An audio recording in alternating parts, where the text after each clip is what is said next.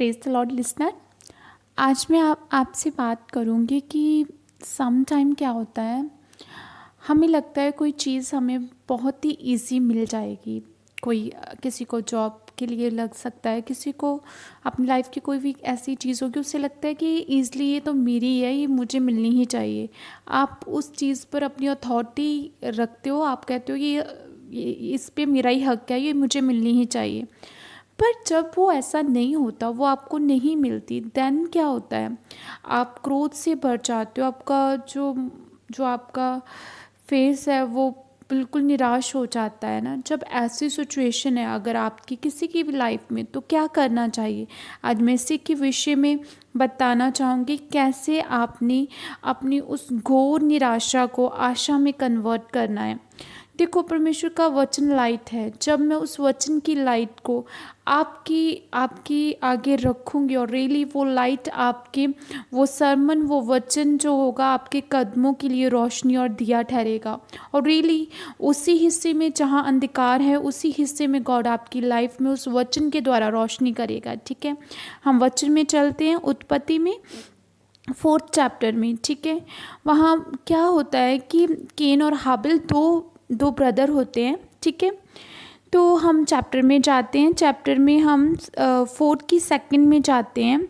फिर उसने उसके भाई हाबिल को भी जन्म दिया। हाबिल भेड़ बकरियों का चरवाहा बन गया, परंतु केन भूमि पर खेती करने वाला किसान बना। कुछ दिनों के पश्चात केन यहोवा के पास भूमि की उपज में से कुछ भेंट ले आया। ठीक है, जहाँ पर केन ने क्या किया था, कुछ भेंट जो थी वो परमेश्वर के पास लेकर आया।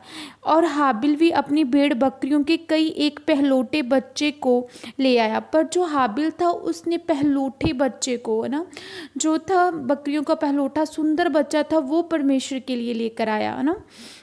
तो क्या हुआ, उसकी चर्बी भेंट चढ़ाई। तब यहोवा ने हाबिल और उसकी भेंट को ग्रहण किया, परंतु केन और उसकी भेंट को उसने ग्रहण ना किया।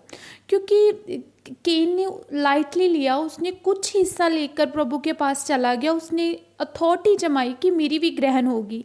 लेकिन परमेश्वर कभी भी ऐसा नहीं करता। वो न्याय करने वाला परमेश्वर ने देखा कि एक पर्सन ने अपना उत्तम हिस्सा दिया, परमेश्वर ने जिसने उत्तम दिया उसे ग्रहण किया।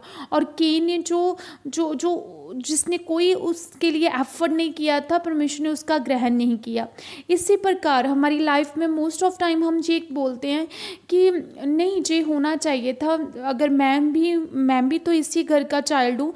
पर आपका फादर ने देखा होगा कि आपका ब्रदर जो आपसे अधिक एफर्ट कर रहा है, उसे वो चीज़ दे दी, आपको नहीं दी।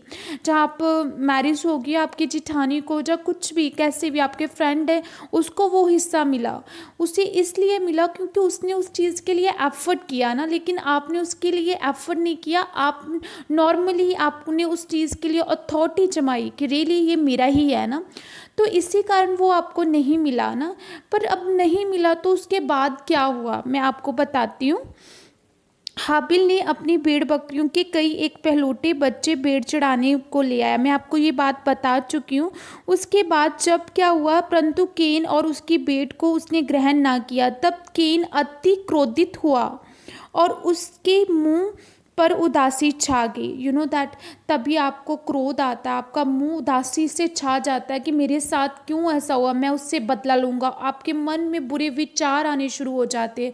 क्यों आने शुरू हो जाते हैं? क्योंकि आपको उस समय इस बात की प्रॉब्लम नहीं होती कि मुझे नहीं मिला। आपको ये प्रॉब्लम होती है कि मेरे भाई को मिल गया, उसे क्यों मिला, मुझे क्यों नहीं मिला। तो आपके मन में बुरे विचार आने शुरू हो जाते हैं। वो ही बुरे विचारों को शैतान यूज़ करता है, आपको उदास कर देता है, आपको कुछ भी अच्छा नहीं लगता, आपको किसी से बात करनी अच्छी नहीं लगती ना।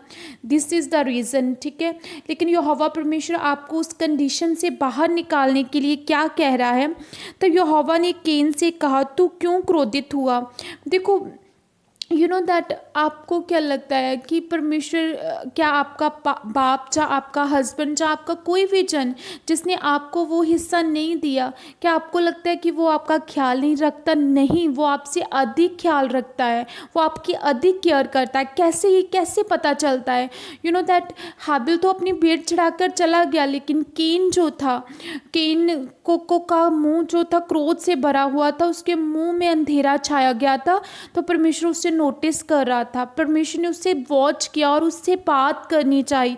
इसी प्रकार जब आप अपनी लाइफ में किसी भी प्रॉब्लम के कारण, किसी भी चीज़ के कारण जो एक्सेप्ट नहीं की गई आपकी लाइफ के लिए, आपको नकारा कर दिया गया, आपको ग्रहण नहीं किया गया, परमेश्वर आपको वॉच कर रहा है। और परमेश्वर आज आपसे ये बात कह रहा है, आपने क्रोध क्यों किया और तेरे मुंह पर उदासी क्यों छा गई है ना? परमेश्वर ने वही बात जो उसके साथ हुई थी उसी बात को बोला। ऐसे ही परमेश्वर आज आपसे बोल रहे हैं, आपके मुंह में उदासी क्यों छाई हुई है, आप क्रोध क्यों कर रहे हो? परमेश्वर कहते यदि तू भला करे तो क्या तेरी भेंट ग्रहण ना की जाएगी? परमेश्वर कहता है अगर तू एफर्ट करे तो तेरे साथ भी अच्छा बिहेव किया जाएगा। मैं तुझे दूंगा, कोई इंसान नहीं है देने वाला, मैं तुझे दूंगा, ठीक है? तो उसके बाद क्या कहते, यदि तू भला ना करे तो पाप द्वार पर छिपा रहता है और उसकी लालसा तेरी ओर होगी और तुझे उस पर प्रभुता करनी है। तो परमेश्वर आज आपसे, आपको आगाह कर रहा है, आपको जो करना कर रहा है। परमेश्वर आपको कह रहा है कि देख देख, पाप जो है द्वार पर खड़ा है। क्योंकि जब हम गुस्सा करते, क्रोध करते, बुरी भावनाएं मन में लेकर आते हैं, तो शैतान को मौका मिल जाता है आपको और निराश करने का, आपकी लाइफ में पेन पैदा करने का ना। तो परमेश्वर आपसे आज क्या कह रहा है कि रियली जो पाप है वो द्वार पर खड़ा है, वो तेरी ओर लोच रहा है, वो ये सोच रहा है कि कब गलती करे तो मैं इस पर अटैक करूं, लेकिन तुझे उस पर प्रभुता करनी है। परमेश्वर का कलाम क्या कहता है? परमेश्वर ने कहा मैंने तुझे सांपों और बिच्छुओं को रोंदने का अधिकार दिया है, मैंने तुझे अधिकार दिया है, तूने प्रभुता उन पर करनी है, तूने अपनी उदासी पर प्रभुता करनी है, तूने अपनी बुरी अभिलाषाओं को जीत कर उस पर प्रभुता करनी है। परमेश्वर आज आपसे कहता है कि आपने प्रभुता करनी है। परमेश्वर आपको अलर्ट कर रहा है कि आपने प्रभुता करनी है, आपने पाप को, सिन पावर को मौका नहीं देना अपनी लाइफ में, आपने ऑफेंस नहीं रखने अपनी लाइफ में, ठीक है? तो उसके बाद क्या हुआ, तो परमेश्वर ने उससे कहा कि तूने, अगर तू भला ना करेगा, दैट मैं आपको यहाँ पर एक बात और क्लियर करना चाहती हूँ। तब केन ने अपने भाई हाबिल को कुछ कहा और जब वह मैदान में थे तब केन अपने भाई हाबिल पर चढ़कर उसे मार डाला। दैट अगर वो परमेश्वर की बात केन सुन लेता, जो करना हो जाता, और उसे पता था कि पाप मुझे लोच रहा है लेकिन परमेश्वर ने मुझे कहा भला करना, तो वो वापस जाकर अपनी उत्तम जो भूमि की उपज वो लाने में व्यस्त हो जाता, तो कभी भी वो हाबिल को नहीं मारता। लेकिन उसका शरीर उस पर हावी था, सिन पावर उस पर हावी थी। वो गया, उसने अपने मुंह से कुछ बोला, उसके बाद उसने अपने ब्रदर को मार दिया। फिर परमेश्वर सब कुछ वॉच कर रहा है। परमेश्वर ने उससे फिर बोला कि, उसने कहा तेरा भाई हाबिल कहाँ है? परमेश्वर ने कहा कि तेरा भाई हाबिल कहाँ है? उसने कहा मालूम नहीं। क्या मैं अपने भाई का रखवाला हूँ?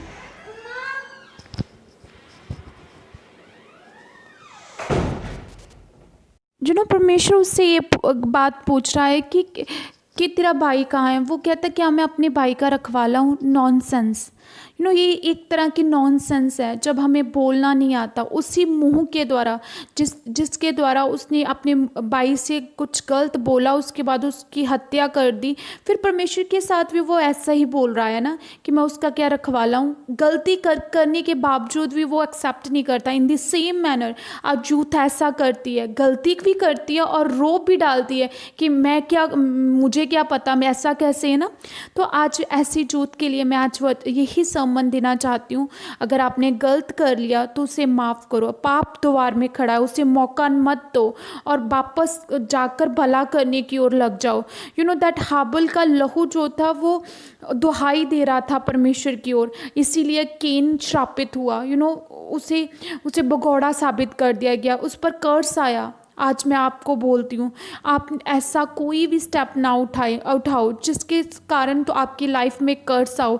इवन आप परमेश्वर के वचन को जो हो भला करने में लग जाओ, तो रियली परमेश्वर आपकी लाइफ में जो आपको चाहिए परमेश्वर आपको देगा। कोई इंसान नहीं आपको देगा, परमेश्वर देगा।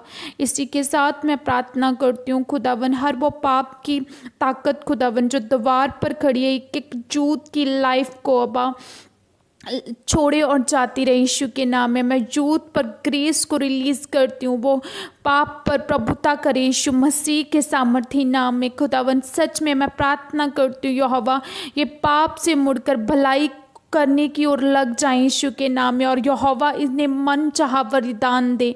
यीशु के बड़े और जलाली नाम में मांगती हूँ, आमीन। प्रेज द लॉर्ड लिसनर, आज मैं आपसे बात करूँगी कि सम टाइम क्या होता है, हमें लगता है कोई चीज़ हमें बहुत ही इजी मिल जाएगी, कोई